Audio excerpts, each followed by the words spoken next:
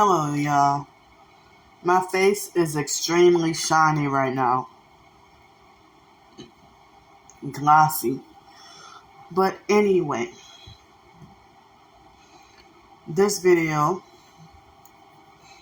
I wanted to talk about, I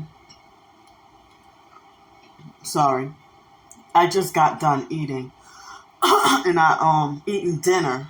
So I think I'm having a little reflux because I can't get to eat the healthiest foods because they just have Dollar General, and I don't know if the new Family Dollar open, and they also have 7-Eleven, and I couldn't get to go to the real grocery store and get some real or fresher and healthier foods. So I'm just about borderline very low on finances for the rest of the month from what I know.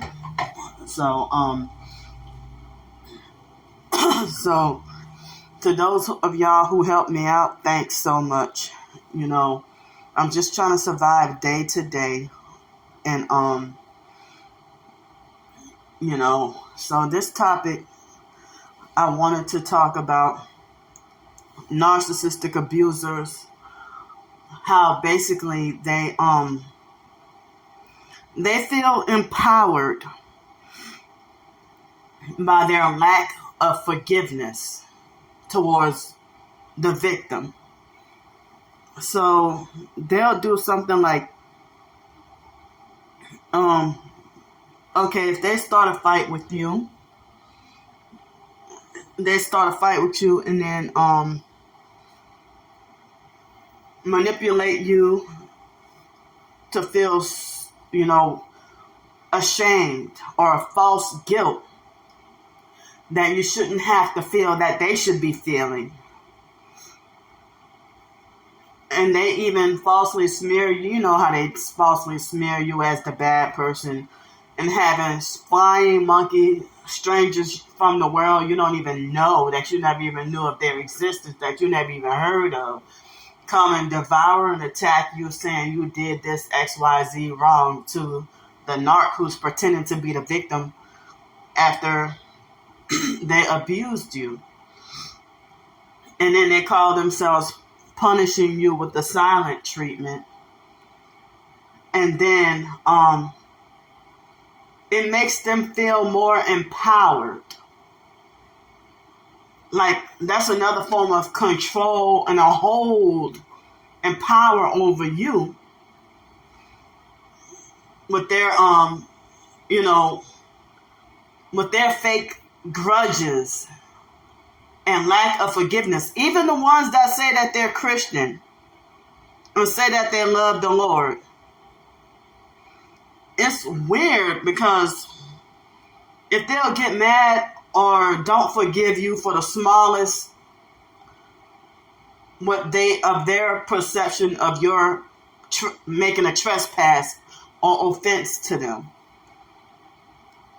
But somebody who's just about as wicked as them, if them two had an argument or a quarrel or something like that, even have a gangster ghetto blowout, showdown, fist fight, whatever, beat each other to a bloody pulp,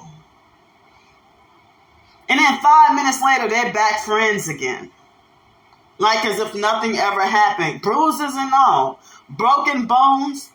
You can set they can set another narc to get arrested, and they're more merciful and forgiving.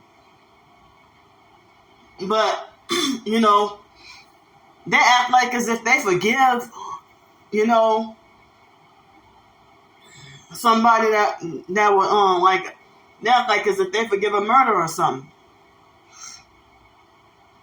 But when all you gotta do is if they provoke you, and you do the reactive abuse, and knowing that if you suffering a condition like me, like Tourette's, and been days of sleep deprived, probably even weeks of sleep deprived, and they taunt, harass, and fuck with you, mess with you, or whatever,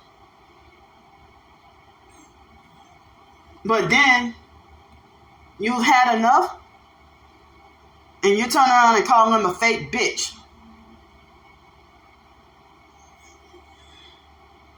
Or you can tell them to their face, you're evil and satanic. Then they will try to justify never talking to you again. Like, if they'll say that they never want to talk to you again, ever again in life. And they mean what they say. All the way from elementary school. And now I would be 40 years old. I mean, you still hate me from when I was in first grade? And you about 95 years old? Like, what the hell? That was like, 35 years ago. So, all because I called you a bitch. And, when you do call them a bitch, they'll use the humiliating violence to punish and control you and be like, call me a bitch again, call me a bitch again. And they'll slap you or something. You already got your doggone revenge. But you still consider me such a vile, nasty, whatever kind of person from doggone first grade. Like, what the hell? All the way from first grade. So, but as I said, somebody can do something way more cruel. And, y'all back buddy or the best of friends with each other and love and forgive. But they got their minds made up that you're not human. So they think they got the authority to treat you like less than. Or like you're not important, or like you don't matter. And so, if they'll, still grudge against you after all these years, or say some years later, they roll their eyes, get an attitude with you, laugh at you, whatever, and say you're slow and retarded or whatever, and then they'll pick another argument with you to justify, see, this is the reason why I don't like you, because you've been like this since first grade, or you've been like this for such and such amount of years. I mean, you don't think that people can change and grow? And so, in the so-called Christians that are fake Christian narcs, they are the most unmerciful and most unforgiving people I've ever come across. If the Bible says we should do the opposite, and they love to throw out that, you should forgive. Like, if I've been raped or whatever, they expect me to forgive the rapist immediately. But when it comes to, somebody cursing me out, they have a right to grudge all these years. But when it comes to me, they want to throw in that, you should forgive 70 times 7. But they hypocritically don't follow their own advice. They just want to pretend to fake and pretend to look good. So, the foster brother Joe, when I was in foster care, physically abuse and beat on me and get mad at me for stuff that's not his business, and meddling in. And the foster mom used to sick him on me like a dog. And then he would get mad and hold a long grudge. And I'm like, but you're the one who beat me to a bloody pulp and nearly killed me and everything like that. I just don't understand. So, but they think it makes them feel so much more empowered.